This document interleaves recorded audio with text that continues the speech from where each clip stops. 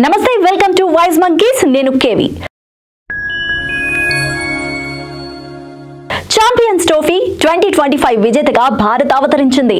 ఆదివారం దుబాయ్ వేదికగా జరిగిన ఫైనల్స్ లో న్యూజిలాండ్ ను ఓడించి ఈ ఫీట్ సాధించింది. 25 ఏళ్ల క్రితం ఇదే టోర్నీ ఫైనల్లో ఎదురైన పరాభవానికి రివెంజ్ తీర్చుకుంది.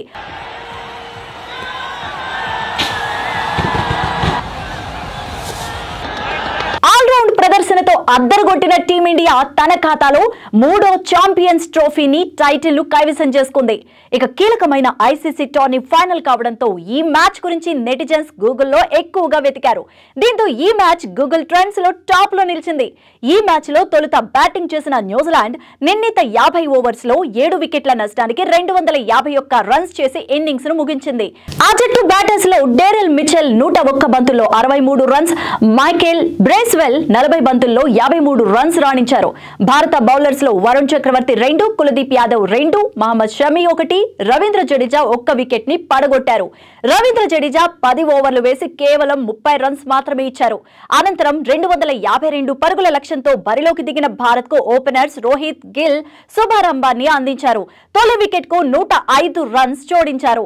31 రన్స్ చేసిన అనంతరం శుభ్మన్ గిల్ తొలి వికెట్ రూపంలో అవుట్ అయ్యాడు. ఆ తర్వాత వచ్చిన కోహ్లీ కూడా కేవలం 1 పరుగు మాత్రమే చేసి అవుట్ అయ్యాడు. ఈ దశలో కెప్టెన్ రోహిత్ శర్మ సాధికారికంగా బ్యాటింగ్ అయితే చేశారు.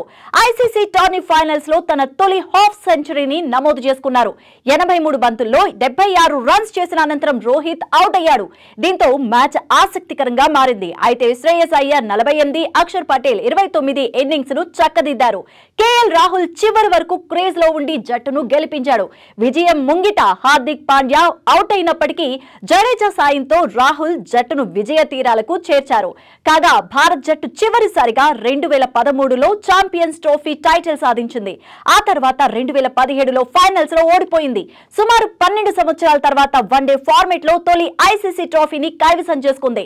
రోహిత్ శర్మ సారథ్యంలోని భారత జట్టు ఛాంపియన్స్ ట్రోఫీలో అజేయంగా నిలిచింది. తొలి మ్యాచ్ నుంచి చివరి మ్యాచ్ వరకు ప్రత్యర్థులను చిత్తు చేస్తూ ముందుకు సాగింది. అయితే ఫైనల్స్ లో న్యూజిలాండ్ జట్టు గట్టి పోటీనైతే ఇచ్చింది. సెకండ్ హాఫ్ లో పిచ్ స్పిన్ కు మరింతగా అనుకూలించడంతో రోహిత్ అవుట్ అయ్యాక భారత బ్యాటర్లు ఆచితూచి ఆడాల్సి వచ్చింది. హాఫ్ సెంచరీలో కీలక ఇన్నింగ్స్ ఆడిన captain Rohit Sharma player of the match గా ఎంపికయ్యారు. ఇక ఈ చారిత్రక విజయంలో గంభీర్ తీసుకున్న ఒక్క నిర్ణయం కీలక పాత్ర పోషించిందనే చెప్పాలి. ఛాంపియన్స్ ట్రోఫీ 2025కి ముందు భారత్ జట్టు బ్యాటింగ్ ఆర్డర్ లో కీలక మార్పులు చేయాలని గౌతమ్ గంభీర్ నిర్ణయించుకున్నారు. ఇక దీనిలో భాగంగానే అక్షర్ పటేల్ కు 5వ స్థానాన్ని, కేఎల్ రాహుల్ ను 6వ స్థానంలో ఆడించారు. ఇక గంభీర్ తీసుకున్న ఈ ఎత్తుగడ పూర్తిగా సరైందేనని నిరూపించారు. కేఎల్ రాహుల్ ఈ టోర్నమెంట్ లో బిగ్ మ్యాచ్ ఫినిషర్ గా నిలిచారు.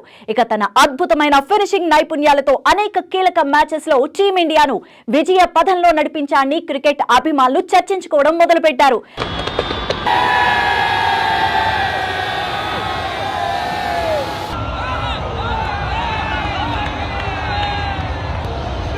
మరి ఈ కంటెంట్ పై మీ అభిప్రాయాన్ని కామెంట్ సెక్షన్ లో కామెంట్ చేయండి. స్టోరీని లైక్ చేసి షేర్ చేయండి.